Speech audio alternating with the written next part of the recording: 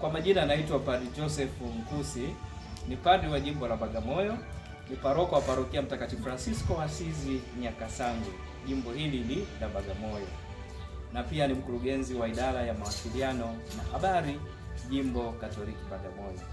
Ndugu mtazamaji wa Radio Maria katika mitandao yetu ya kijamii, ninayo furaha kubwa kusimama mbele yenu na kuwashirikisha furaha kubwa ya ukombozi wetu.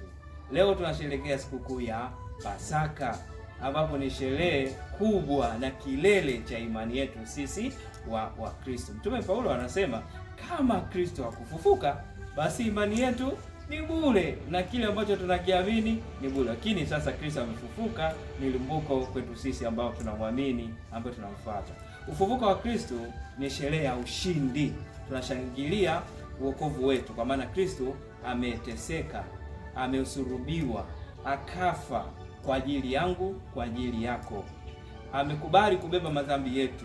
Nabii Isaya anasema kwa kupigwa kwake sisi tumepona. Japo Wayahudi walimdharau, walimtesa, walimhukumu pasipokuwa na hatia, lakini leo tunakubaliana sote kwamba jiwe walilokataa waashi limekuwa jiwe kuu la msingi, jiwe kuu la pembeni, ambapo kwayo tunaungana pamoja kama familia moja, kama taifa la Mungu, kama watoto wa Mungu. Lakini anayetuunganisha na kutukusanya na kutuweka pamoja ni Kristo mfufuka.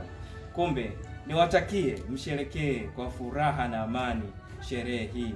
Mdumishe amani popote pale mlipo na mdumishe furaha popote pale mlipo.